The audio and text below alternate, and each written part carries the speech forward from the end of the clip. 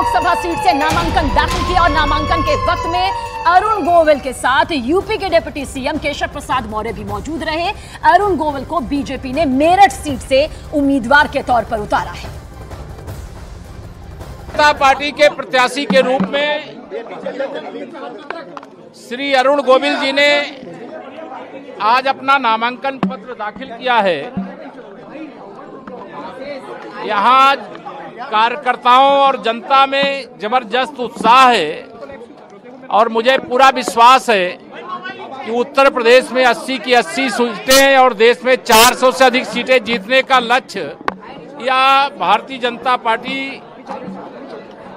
प्राप्त करेगी।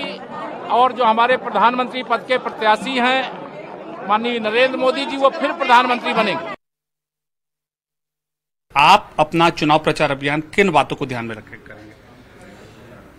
चुनाव प्रचार शुरू होने दीजिए, अभी तो शुरू नहीं हुआ है, अभी सिर्फ जनसंपर्क हो रहा है, तो वो आपको तभी पता लगेगा कि मैं किन मुद्दों को लेकर बात करूंगा। और मैं आपको सच बताऊं, मुद्दे जो होते हैं वो सिर्फ मेरे हिसाब से वो सिर्फ प्रगति के लिए होते हैं, डेवलपमेंट के लिए होते हैं। मेरठ में बहुत सारा डेवलपमेंट हुआ है, बीजेपी की सरकार ने, योगी जी की सरकार ने बहुत डेवलपमेंट किया है। जो मेरठ के सांसद हैं, जो एमएलएज हैं, उनके उसमें भी कार्यकाल में बहुत सारा डेवलपमेंट हुआ है। तो मुझे नहीं लगता कि कोई ऐसे बहुत बड़े मुद्दे रहे होंगे।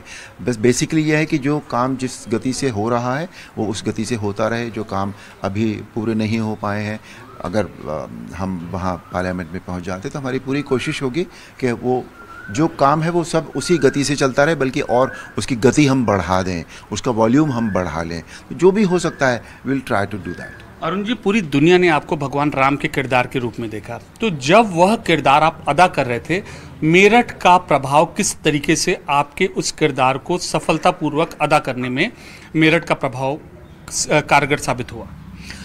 नहीं, उस जो किरदार है उसके लिए मेरठ जो है वो मैं मेरठ का हूँ, ठीक है। मेरठ में मैं पैदा हुआ हूँ, मेरठ में मैं बड़ा हुआ, मेरठ में मैंने पढ़ाई की है। तो जो हमारी मातृभूमि या जन्मभूमि होती है वो कभी भी हमारे मन से निकलती नहीं है।